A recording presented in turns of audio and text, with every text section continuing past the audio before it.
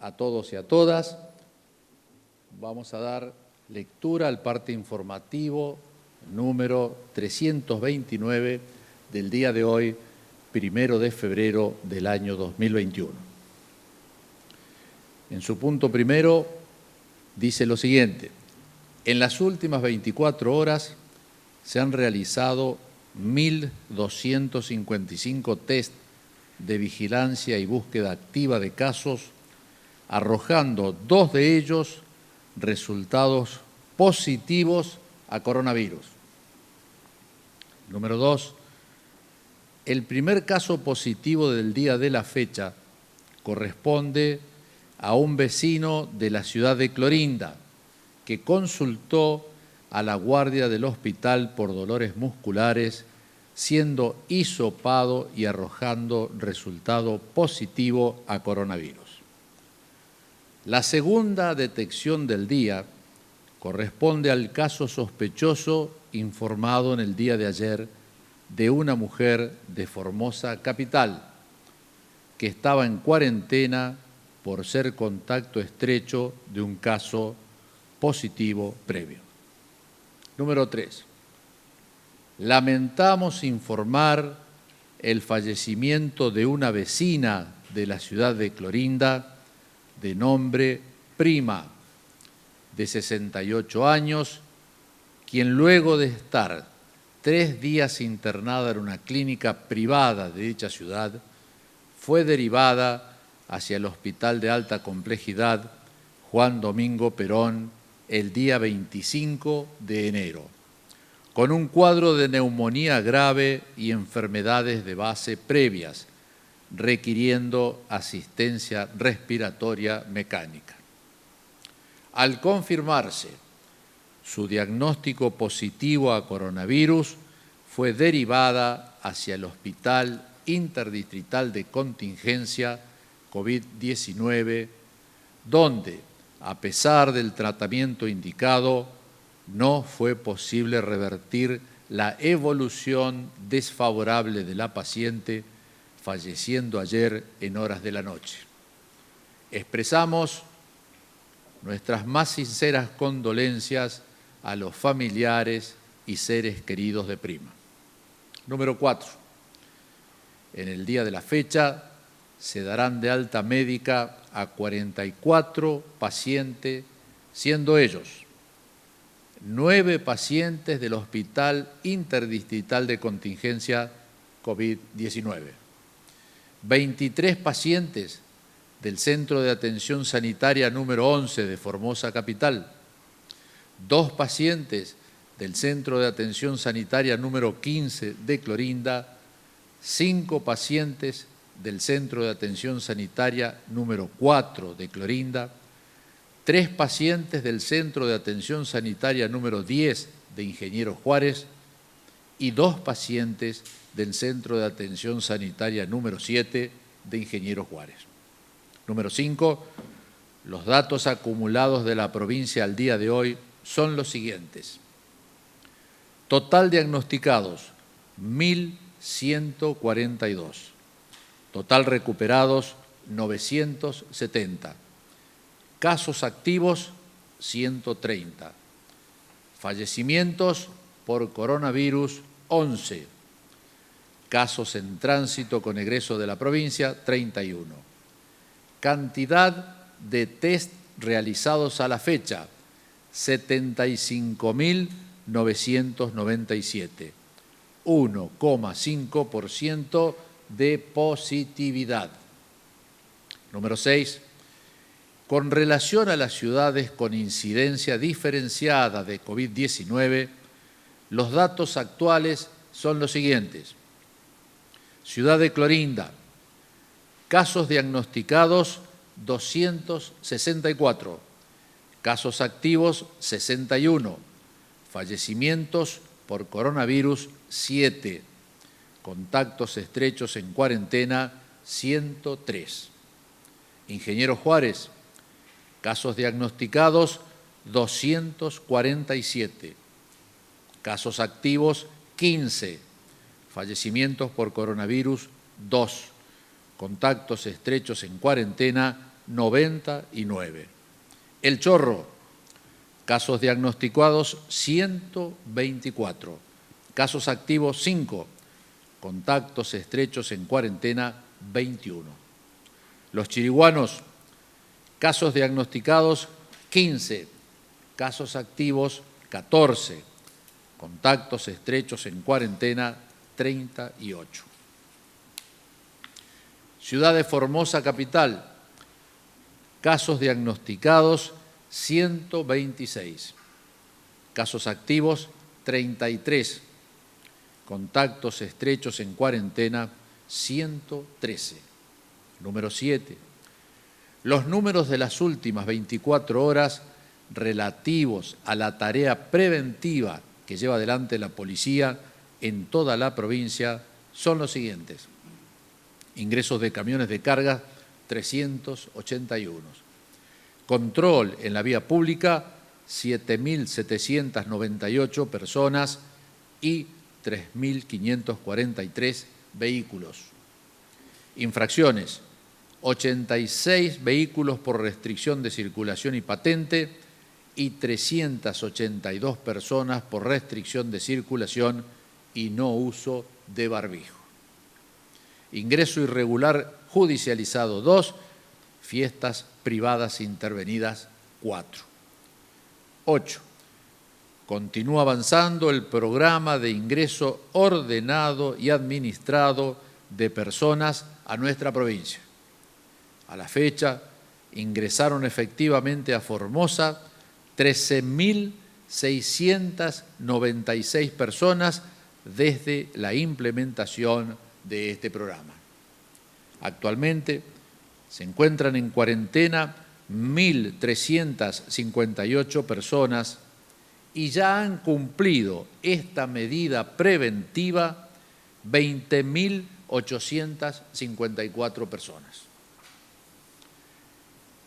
Con provincianos, hace 12 días tuvimos el pico de casos activos a coronavirus en toda la provincia, llegando al número de 628 pacientes.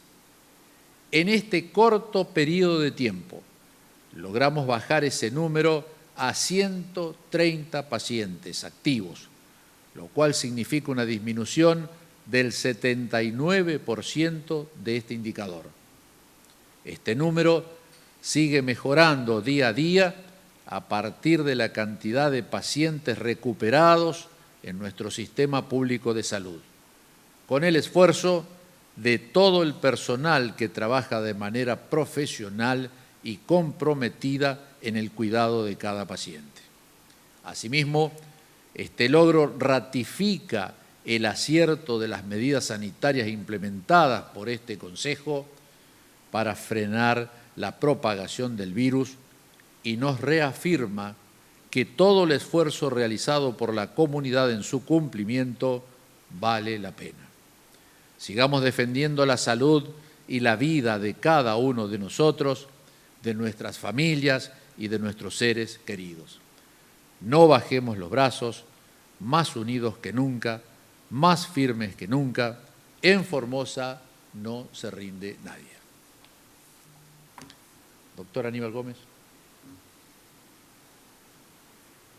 Muy bien, muy buenos días a todos.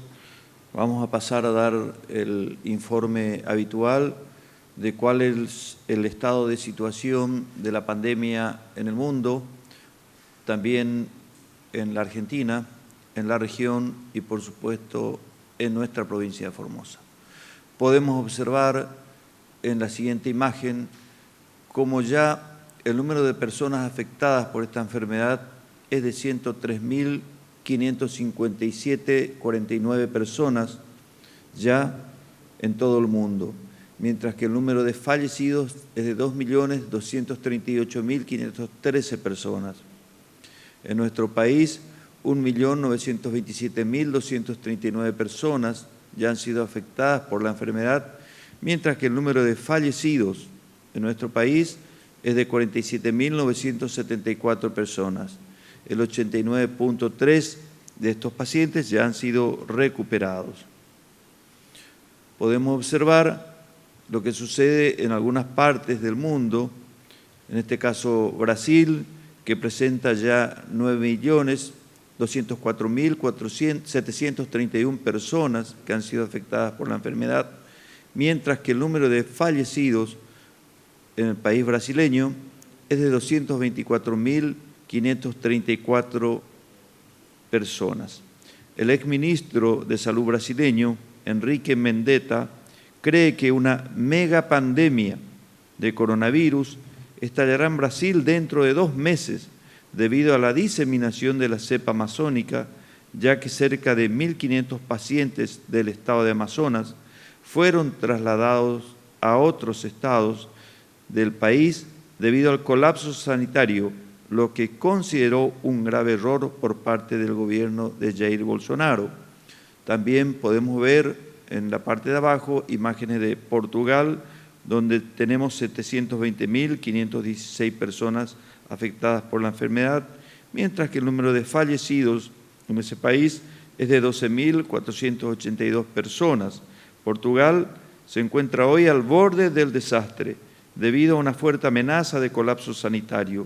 Para prevenirlo, Alemania y Austria anunciaron que enviarán ayuda a ese país consistente en médicos, paramédicos, equipos sanitarios y camas de campaña para tratar a los pacientes graves. Esto es simplemente para comparar con lo que pasa en nuestra provincia. Nosotros acá en Formosa no tenemos hospitales de campaña, tenemos un hospital específico para tratar a los pacientes COVID, que es el Hospital Interdistrital Evita para la contingencia de COVID-19, el mejor hospital monovalente para tratar el coronavirus del país. Podemos observar en la siguiente imagen cómo Francia tiene 3.186.354 personas que han sido afectadas por la enfermedad, mientras que el número de fallecidos asciende a 75.673 personas. Francia cerró ayer domingo sus fronteras a los países que no pertenecen a la Unión Europea, salvo para viajes esenciales, además de cerrar los grandes centros comerciales y la implementación del teletrabajo. En la imagen de abajo vemos lo que pasa en Australia, con 28.800 casos de pacientes afectados por la enfermedad y un número de muertes, 909 personas, que es un número bajo. Pero observemos lo que pasa en Australia. Buena parte del estado de Australia Occidental, incluida la ciudad de Perth, ha entrado este domingo en un estricto confinamiento durante 5 días, después de que un trabajador de uno de los hoteles previstos para la cuarentena diera positivo para COVID-19. Fíjense las medidas que toma Australia y, por supuesto, los resultados que obtiene son óptimos desde el punto de vista sanitario. Está demostrado que medidas similares a lo que se implementa en Formosa implementan otros países en el mundo, resultando también en resultados óptimos desde el punto de vista sanitario. Podemos observar acá lo que pasa en la ciudad,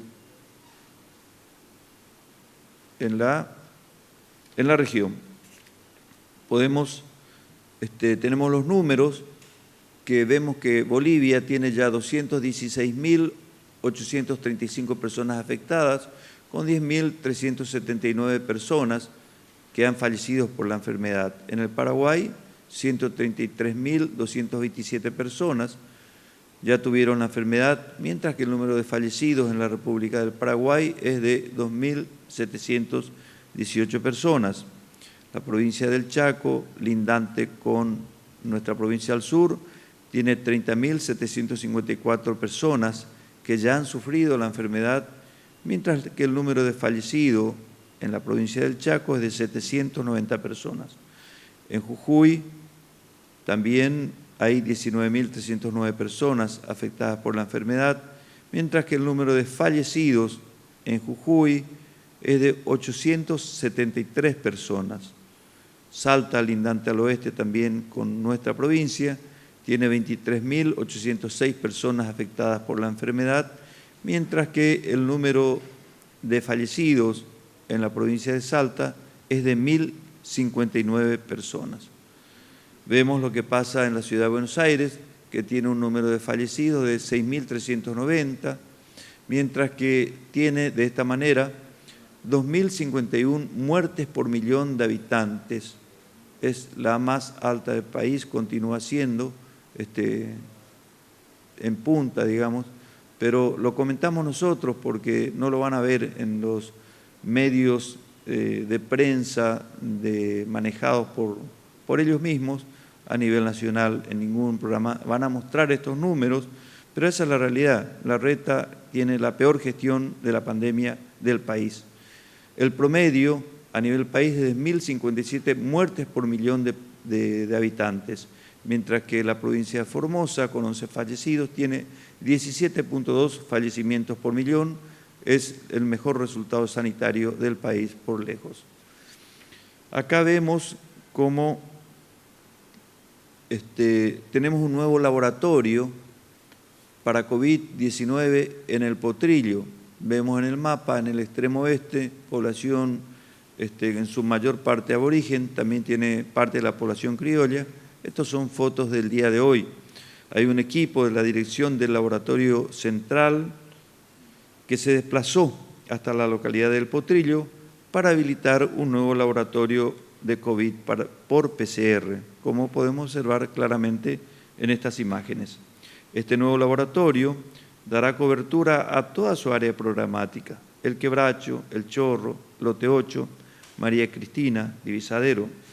Por supuesto, cuenta con bioquímicos y técnicos capacitados para la tarea, como también administrativos que se encargarán de la carga de datos. Y esto es muy importante porque esta carga de datos, como tenemos una red de fibra óptica en todo el territorio y tenemos conexión online, nosotros al instante, a nivel central, estamos sabiendo de los casos positivos que pudieran existir y ya tomando las medidas sanitarias que se deben tomar al respecto. También fue dotado con todo el equipamiento necesario para el procesamiento de muestras, como podemos ver en las imágenes, perfectamente bien los equipos para los hisopados. Acá podemos observar en estas imágenes cómo se sigue trabajando en los hisopados en toda la provincia. Ayer se realizaron en la provincia de Formosa 1.255 hisopados.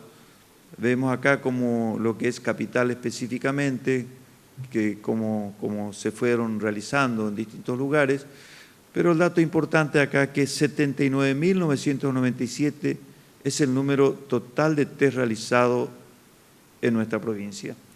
Si nosotros relacionamos este número, 75.997 hisopados, con que tenemos 640.000 habitantes, quiere decir que prácticamente el 15% de la población de la provincia de Formosa ya fue hisopado.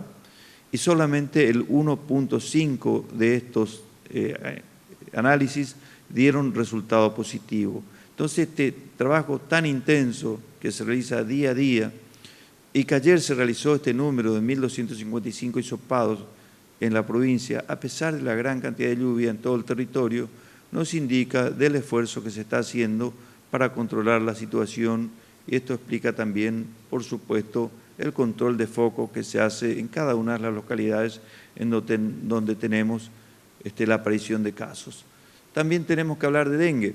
Podemos observar acá cómo se puso en marcha, aparte de las tareas que se vienen realizando habitualmente, una intensificación de los trabajos en algunas localidades para el control vectorial, fumigación contra el mosquito Aedes aegypti en toda la provincia, que por supuesto que estos son dos tareas, pero hay que rescatar acá que cada uno de estos equipos cuentan con el BTI, que es justamente un producto, un larvicida natural, que puede ser consumido, colocado en el agua, en los aljibes, en los recipientes para consumo humano, ya que es inocuo para el ser humano, y que es muy importante para el control de este vector, que no tenemos que descuidarnos, porque estamos entrando en una etapa en donde podemos tener sorpresas si bajamos los brazos.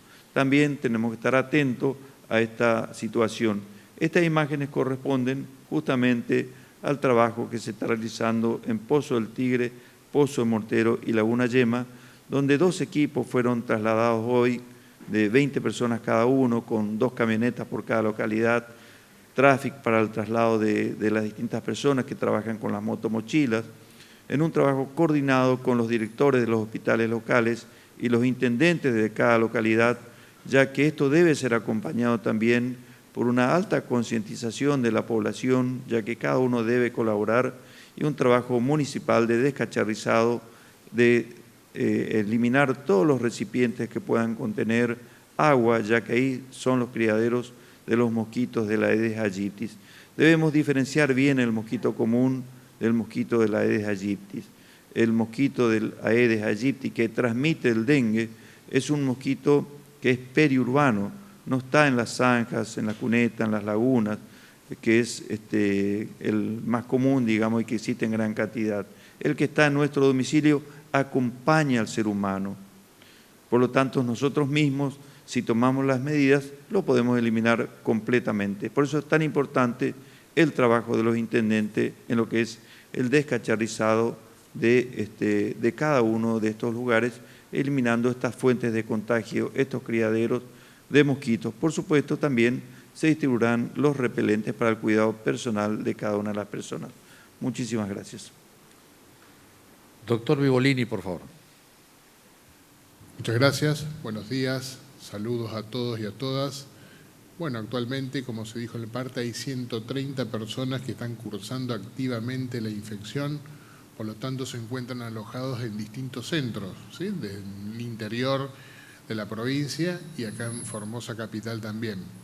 De todas esas personas, de las 130, hay en realidad 8 que nomás nos lleva el tiempo de preocupación y de trabajo, porque son 8 personas que están en la unidad de terapia intensiva, están ocupando una cama cada uno de ellos, por supuesto, de las cuales de esas 8 hay 2 que tienen asistencia respiratoria mecánica, por lo tanto están categorizados como cuadros graves.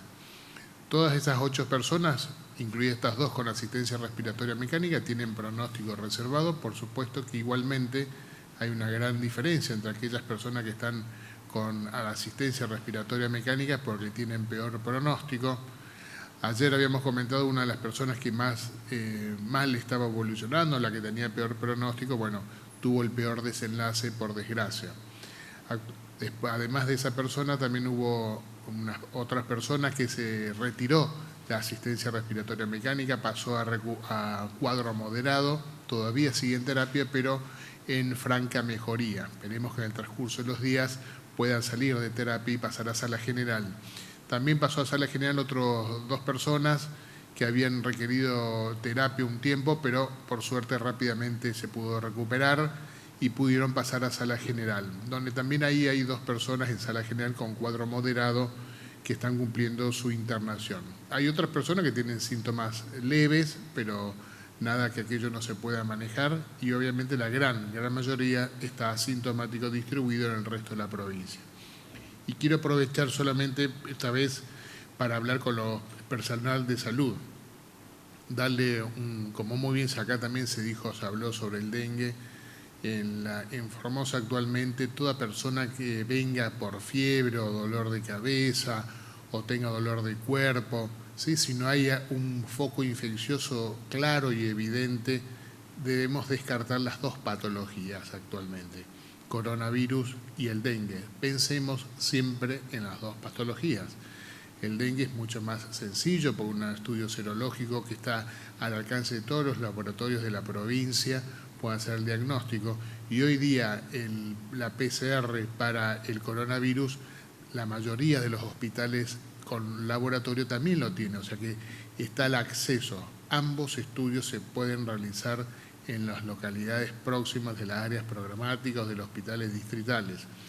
Es importante que se pueda descartar a ambas patologías. Sabemos que hay casos ya que se tuvo y hay registrado, no solamente en la Argentina, sino en otras partes del mundo, la coinfección tanto del dengue como del coronavirus, y que obviamente 2 infecciones juntas no siempre tiene mejor pronóstico, por lo tanto tiene peor evolución. Por lo tanto, hacemos mucha insistencia, todo personal de salud que tenga o concurra a una persona con esas características debe descartar las 2 patologías siempre. ¿sí? Así que hacemos un recordatorio para que se haga el seguimiento. Y en personas que tienen diagnóstico de dengue, recuerde profesional de la salud que cada 48 horas hay que hacer el seguimiento hasta 48 horas después de que ya no tenga más fiebre. No hay que mandarlo al domicilio y no verlo nunca más. Hay que hacer el seguimiento para evaluar los signos de alarma en cada visita que se lo vea al paciente, interrogar y hacer el examen físico para ver si tiene una evolución favorable o no. Muchas gracias.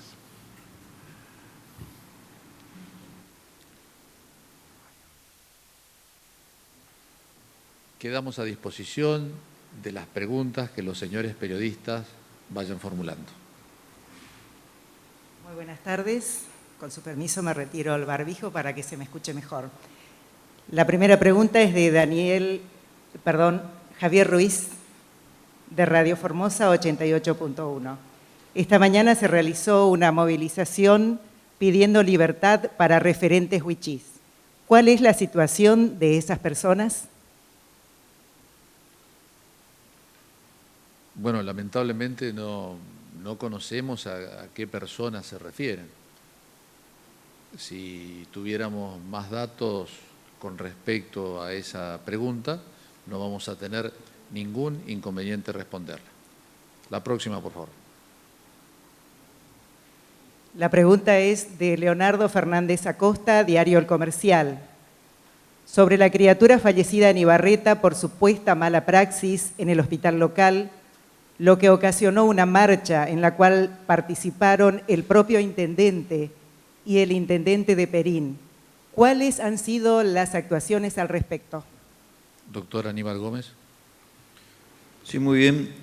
Esto ha ocurrido lamentablemente en el hospital de Ibarreta. Es un chico de 2 años de edad que ha fallecido en ese hospital. Por lo tanto, en forma inmediata, en el día de ayer, se ha constituido un equipo conformado por médicos y abogados del Ministerio de Desarrollo Humano para iniciar un sumario administrativo para deslindar responsabilidades, a ver si existió mala praxis o no, cosa que también intervino la justicia correspondiente. Así que por 2 vías se va a investigar el hecho que ocasionó esta situación. Por supuesto, si tuvieron que ver algunas responsabilidades personal de ese nosocomio, recibirán las sanciones que corresponden. Pero, de todos modos, en forma también paralela, luego del informe que hemos recibido en el mismo día de ayer de esta situación, del trabajo que realizaron en terreno en ese hospital ayer durante la noche, hemos recibido la información. Se ha tomado la decisión de dar intervención al hospital de Ibarreta en forma inmediata por una persona que va a ser enviada, un profesional médico, la doctora Eugenia Ruiz, va a ser la encargada de poner un orden en ese hospital hasta tanto se aclare la situación y reordenar el funcionamiento de todo ese nosocomio. La siguiente, por favor. La pregunta es de Carlos Morante, Diario Digital La Segunda Ciudad. Para el doctor Romero Bruno era la pregunta, así que la formulo igual. Dado que el 60% de los fallecidos por COVID-19 corresponden a la ciudad de Clorinda, la pregunta es, si además de los controles tardíos informados desde este Consejo, existen otras causales de tal cantidad de casos fatales, siempre teniendo en cuenta los casos en nuestra provincia. Doctor Vibolini, por favor. Sí, hay múltiples causalidades, obviamente. No le estamos echando solo la culpa a porque consultan tarde. Consultar tarde es un dato que uno pudo obtener en base a cuando las personas que consultaron, y son las personas que consultaron con cuadro grave, coincidentemente eran personas que ya tenían más de 5 o 6 días de sintomatología y solo consultaron en el momento cuando ya se sentían muy mal. En base a esa información uno dice que la gente consultó tarde. No quiere decir que por ello solo sea esa la única explicación. Seguramente hay otras, principalmente cuando más casos graves hay en una localidad es porque seguramente hay muchísimos casos más asintomáticos o con síntomas leves que no consultan, o que principalmente el sintomático leve no quiere consultar por múltiples causas, pero el no consultar significa no estudiar a sus contactos, significa no encontrar los asintomáticos, lo que significa que se nos pierden oportunidades de cortar la transmisibilidad que permite nuevas infecciones, y cuando más infecciones hay, por supuesto, van a haber, cuando más infecciones, más casos graves, porque eso es proporcional.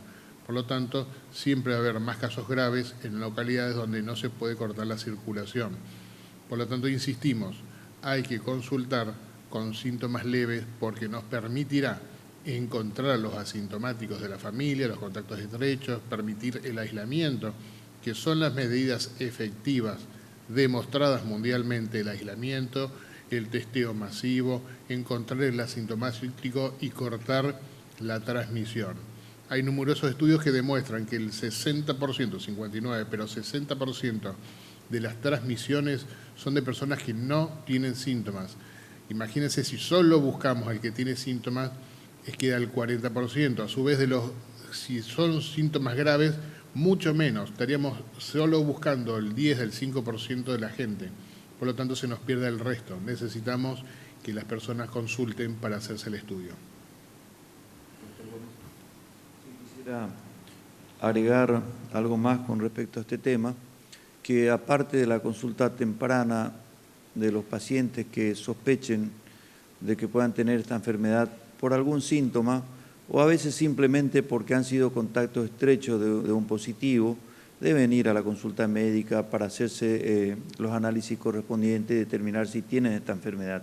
Esto es muy importante, porque no es lo mismo tratar a un paciente en estadios tempranos de la enfermedad, cuando tiene síntomas leves o moderados, a pacientes críticos, porque los tratamientos que tenemos actualmente, como el plasma de convaleciente, el plasma del suero equino, e inclusive la dexametasona, que son corticoides, que son los únicos que hasta ahora han demostrado efectividad en el tratamiento de esta persona a nivel mundial, está reconocido por todas las organizaciones científicas del mundo, también por supuesto de la Argentina.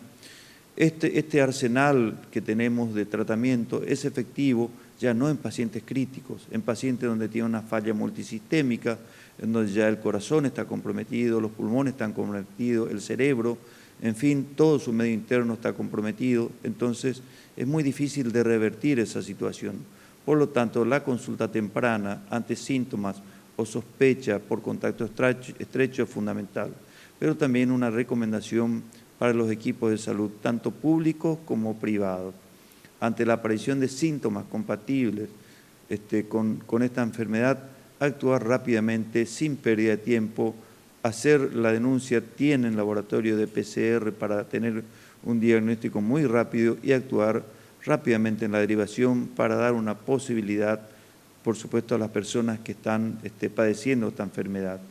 Vuelvo a repetir, por lo mismo, por la pérdida de tiempo de días, y cuando llegan por ahí es muy tarde para poder revertir la situación.